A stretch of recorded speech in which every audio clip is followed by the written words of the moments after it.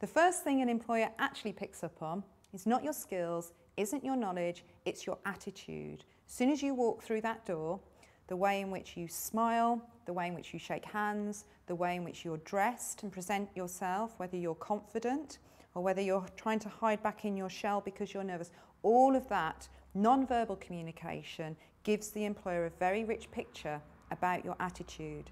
I guess the key skills we're looking for when we recruit somebody, I mean, first and foremost, they have to be really passionate about creativity.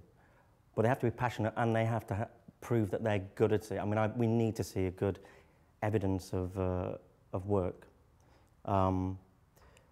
They've got to be able to work well in our team. It's a small team. They've got to be able to work well in a team and just be a good communicator. A lot of what I do, a lot of what they're going to have to do is meet people and communicate well. So that's incredibly important. Being involved in graduate recruitment in the past, what actually stands out for me for attributes for graduates has been flexibility, but also an open attitude. So they don't come into the room saying, I'm a graduate, look at me, give me a job. It's actually almost what they can bring to the company.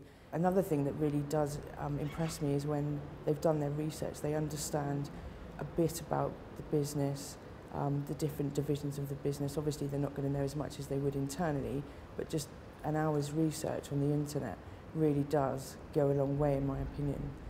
The main things I look for when employing someone is timekeeping.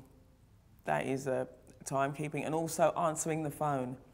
I found that when I was studying, a lot of students, they just look at the phone. They don't answer it.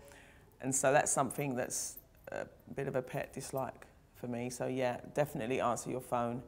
And if you can't answer straight away, get back to that person as soon as possible. We have recruited graduates to our business, and the process starts with an interview. And at the interview, what I'm really looking for are thoughtful answers to questions. So I'm not.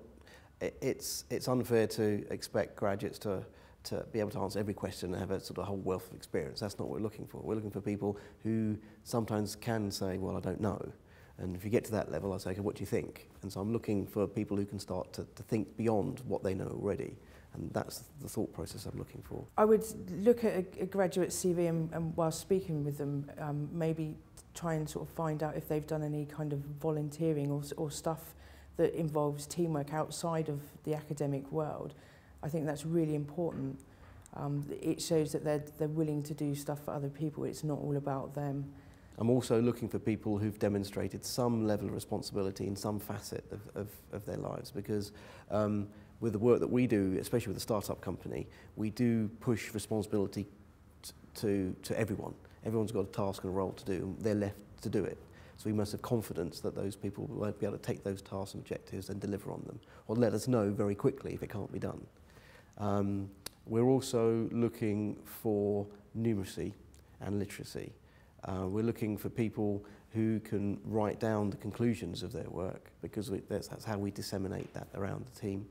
And we're looking for people who can, from an engineering point of view, because we are sort of mostly an engineering business, communicate what they've done in graphs and charts, and be able to show trends, and from that draw conclusions that help us move forward with the business.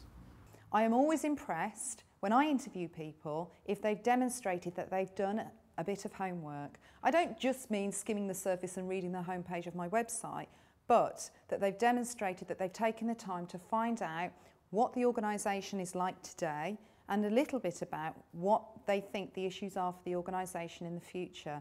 That is immediately impressive. It's really essential for graduates now to understand the commercials of the company that they work for.